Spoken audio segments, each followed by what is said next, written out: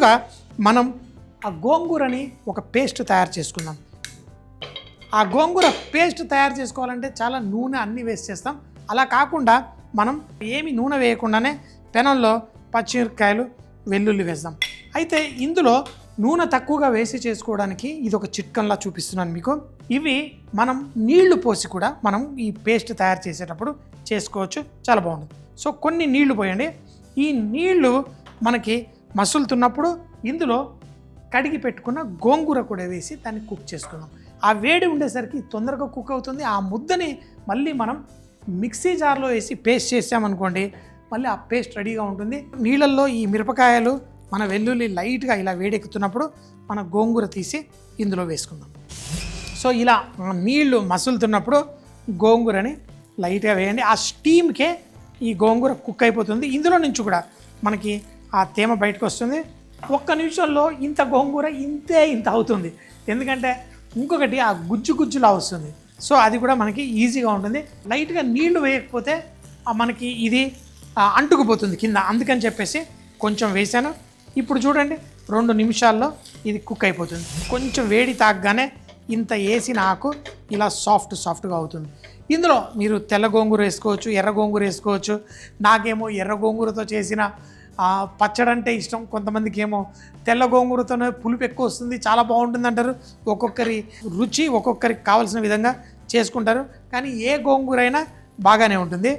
దీంట్లో తేమంతా వెళ్ళిపోతుంది. మన గోంగూర సాఫ్ట్గా అయిపోయింది. ఇప్పుడు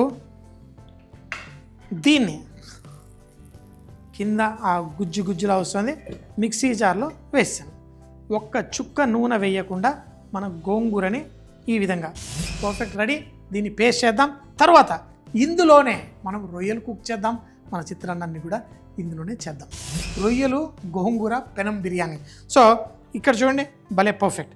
అయితే వీటిలో మనం ఫస్ట్ చూడండి కారం, పసుపు, మిరియాల పొడి, అల్లం పేస్ట్, కొంచెం గరం మసాలా, కొంచెం ధనియాల పొడి, నిమ్మకాయ జ్యూసు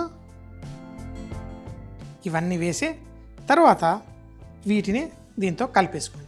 రొయ్యలకి సరిపడా ఉప్పు ఇందులో వేయండి. ఈ రొయ్యల్ని మంచిగా కలిపేసి పెట్టేసుకోండి. ఆహా, నా గోంగూర పేస్ట్ కూడా రెడీ అయిపోయింది. మన వెల్లుల్లి రెడీ అయిపోయింది. ఇప్పుడు డబ్బాలో ఉన్న నెయ్యి ఒక చెంచాడు, ఇంకొక చెంచాడు వేసుకుందాం. ఈ నేతిలో ఫస్ట్ మనం వేసుకునేది జీలకర్ర చిటపట్లాడు. తర్వాత మరీ ఎక్కువ వేడిలో జీడిపప్పు వేయకూడదు, కానీ పడిపోతుంది జీడిపప్పు.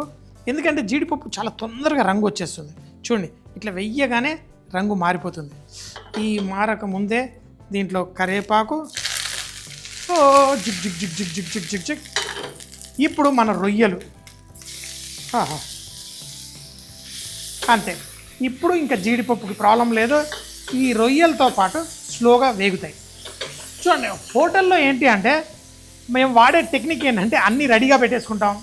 ఇక్కడ నా గోంగూర పేస్ట్ రెడీగా ఉంది. దీంట్లో లాస్ట్లో కొన్ని ఉల్లిపాయలు వేయాలనుకుంటున్నా. తర్వాత అన్నం రెడీగా ఉంది. ఇంకా పర్ఫెక్ట్.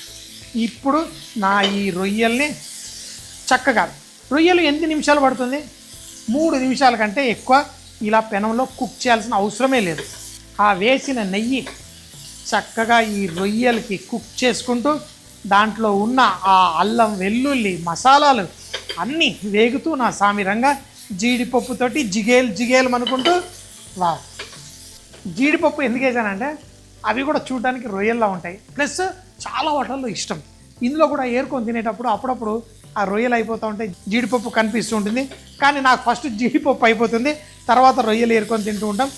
ఎలా చేసుకున్నా అద్భుతమైన రుచులతోటి చాలా పర్ఫెక్ట్ కాంబినేషన్ మన గోంగూర ఈ రొయ్యలు. ఇప్పుడు చూడండి చాలా ఈజీగా ఫాస్ట్గా నా ఈ రొయ్యలు కుక్ అయిపోతుంది. పక్కకు జరుపుదాం. నా ఈ గోంగూర పేస్ట్ బోల్డ్ అంత అన్నం ఉంది. నాకు పులుపు బాగానే ఇష్టం. అందులో ఈ గోంగూర పులుపు, దీంట్లో నూనె కూడా లేదు కదా, ఆ రొయ్యలతో పాటు కలిసి మనకి పర్ఫెక్ట్గా తయారవుతుంది. ఇలా ఎంతో ఈజీగా చేసుకునేదాన్ని చాలామంది కాంప్లికేట్ చేస్తూ ఉంటారు. ఎలా చేయాలా, ఏం చేయాలా, అది ఇది అనేసి. ఇందులో రొయ్యలకి ఉప్పు పట్టింది ఫస్టే వేసాం, కానీ ఈ రైస్కి సరిపడా అక్కడ చూసుకోండి, మనకి రైస్ దానికి తగ్గట్టు ఉప్పు వేయండి. ఇప్పుడు చూడండి, ఆ గోంగూరలో ఆ మెరుపు అనేది రావాలి. మనం ముందే కుక్ చేసాం, ఇలా కుక్ అవుతూ ఆ వేడి ఆ నేతిలో కూడా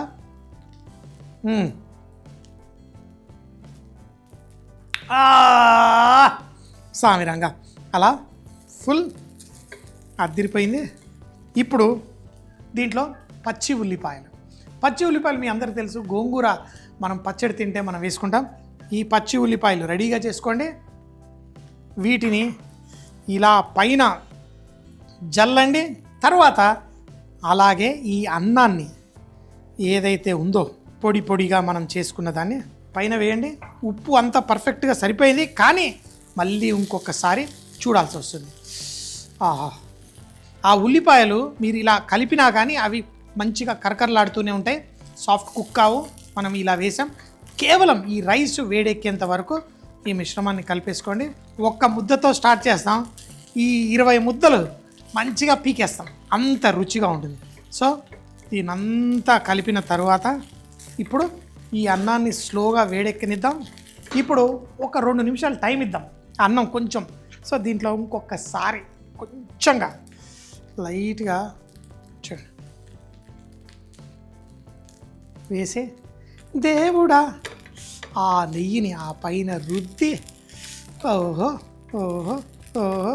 హోటల్లో ఇంతంత పులావ్ ఇస్తాడు, బోల్డంత ఖరీదు మనకి ఛార్జ్ చేస్తాడు. మన ఇంట్లో ఇలా చేసుకొని 4 కడుపు నిండా చక్కగా తినచ్చు అదే ప్రైస్లో. So perfect. ఇప్పుడు చూడండి, ఆ మెరుపుతోటి మన గోంగూర రొయ్యల పెనం బిర్యానీ అనండి, గోంగూర ఆంధ్ర పులావ్ అనండి, ఏదన్నా అనండి, అద్దరిపోతుంది. అంతే. ఉప్పు కూడా ఇంకొకసారి అలా అద్దరిపోయింది. ఇంకేంటి, సూపర్ అంటే సూపర్గా ఉంటుంది. ఇంకా దీంతో ఏం అక్కర్లేదు, ఇలా తింటూ ఉంటే ఇంకా తినాలనిపిస్తుంది. కానీ నాకు పిచ్చి ఇలాంటిది ఉందనుకోండి, తీయటి పెరుగు కూడా పక్కన ఉంటే ఎందుకు ఎంజాయ్ చేస్తాను, తినేస్తాను. చాలామంది సీ ఫుడ్ తోటి పెరుగు తినరు, కానీ నాకు మాత్రం ఎలా ఉన్నా ఎంజాయ్ చేస్తా. ఇలా ఫుల్ వేడి ఎక్కిపోయింది, అంతే. వేడిగా వడ్డించేసుకుందాం. ఆ జీడిపప్పు అన్నీ చూడండి ఎంత సూపర్గా ఉన్నాయో. ఇంకేంటి ఆలస్యం, ఎప్పుడు చెప్తాను కదా, బీ రిచ్ ఇన్ కుకింగ్. వంటల్లో శ్రీమంతులు అంటే అన్ని రుచులు మనం సొంతం చేసుకోవడం, అద్భుతమైన రుచులని పరిపూర్ణంగా ఆస్వాదించడం. సో వడ్డించేసుకుందాం మరి.